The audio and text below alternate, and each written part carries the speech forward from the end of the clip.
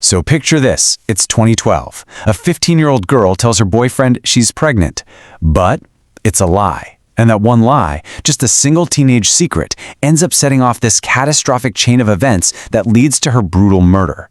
It's a case that completely stumped investigators and just tore a community apart. And just to give you a sense of who we're talking about, this is a quote from Annie Kasprzak's own journal. It just paints this picture of a really bright, hopeful young woman. She had her whole life ahead of her. She was a daughter, a sister, a friend, and she had absolutely no idea how little time she had left. But all those dreams, they were about to be completely extinguished. This whole awful tragedy really hinges on that one lie we mentioned. It was like a tiny spark that lit a fuse on a chain reaction that would just spiral into absolutely unimaginable violence. So let's get into the details. This is where it all begins. Annie was in this secret, kind of troubled relationship with her 14-year-old boyfriend, Chris Bagshaw. Now, her parents, they were not fans. They found him evasive and just odd. But you know how it is, Annie was totally infatuated. And it was this relationship that became the backdrop for the lie that would change everything. And this was the spark. In early March 2012, Annie tells Chris she's pregnant. Her family, though, they're pretty skeptical. They immediately have her take a pregnancy test, and it's negative. So they know the truth. But here's the crucial part. Chris doesn't. And that one single piece of misinformation, well, it was about to change everything. Okay, so let's walk through the night it happened, March 10th. At 7:45 p.m., Annie's mom sees her for the very last time. Just 5 minutes later, a call comes in from a blocked number. A little over an hour after that, her phone pings for the last time, and it's near the Jordan River. And then, by 9:22 p.m., it just goes silent. Forever. It's clear someone had lured her out of her house. So the very next morning, what started as a missing person case turns into something far more sinister. A jogger is out for a run, crossing a bridge over that same Jordan River, and they notice something completely out of place. There's blood spattered on the pavement, and right nearby, a single, abandoned red shoe. When the police finally recovered Annie's body from the river, the autopsy revealed the just shocking brutality of the attack. I mean, she had been beaten to death with incredible force. But there was one critical clue that stood out. There was no water in her lungs. And what does that mean? It means that she was already dead before her body ever went into the river. Just to give you an idea of how horrific this was, when Annie's biological father, Dennis, was asked to identify her body, this is what he said. He described what he saw as something you might see hit by a train. The violence was just that extreme. Her features were completely unrecognizable. All right, so just when you think the investigation should be gaining steam, it gets completely, and I mean completely, derailed. A witness comes forward with this incredible story that sends the police down a total rabbit hole for months. They ended up chasing the wrong guy entirely. So here's what happened.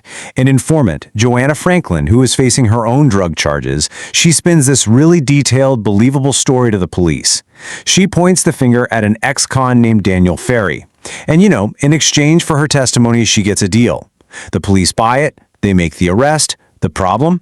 It was all a lie. She made the whole thing up to save her own skin, and this guy, Daniel Ferry, was completely innocent. And this one lie, it had devastating consequences. For months, the police were just chasing a ghost, which meant the real killer was still out there, totally free. And all the while, Annie's family is living through this absolute nightmare, forced to believe their daughter had somehow gotten involved with a violent criminal. So after the case against Daniel Ferry completely collapses, investigators basically have to go back to square one. This time, though, they turn to technology. They start this painstaking review of all the evidence they already had, and they were absolutely determined to find the real truth. So, you gotta wonder, right? How did they finally zero in on the real killer? After this huge, embarrassing misstep, what was the actual evidence that finally broke the case wide open and pointed them in the right direction? Well, they built the case piece by painstaking piece. First, they managed to recover deleted text messages from Chris's phone. And in them, he's begging a friend to lie for him, to make up a story to explain blood on his shoes. Then lab tests confirm that blood on his shoelace is Annie's DNA. Then an eyewitness comes forward, remembering seeing a teen on a BMX bike, just like the one Chris owned, on the bridge that night. And the final nail in the coffin? Cell records trace those mysterious blocked calls from the night Annie vanished directly to Chris Bagshaw.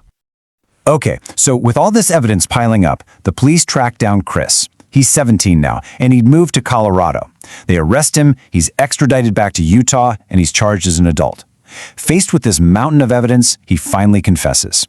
And he reveals the just chilling, horrifying details of what really happened that night by the river.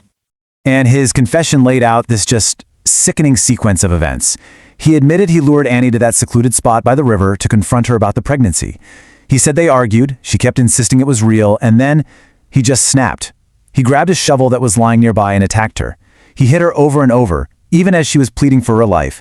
And then he dumped her body into the Jordan River to try and hide what he'd done. All right, fast forward to April 25th, 2016. It's sentencing day for Chris Bagshaw. The courtroom is packed. You can just imagine the air is thick with tension as these two families, both completely shattered by this tragedy, are preparing to confront the final outcome. In the courtroom, Annie's father, Annie Kasprzak, looked directly at his daughter's killer and just let him have it. His words were just raw, with grief and a father's righteous anger. Then Annie's mother, Veronica, stood up. She actually read from her daughter's journal in court, sharing Annie's dreams with everyone.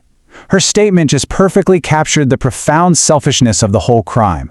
A future stolen, just because he couldn't handle the consequences of a lie.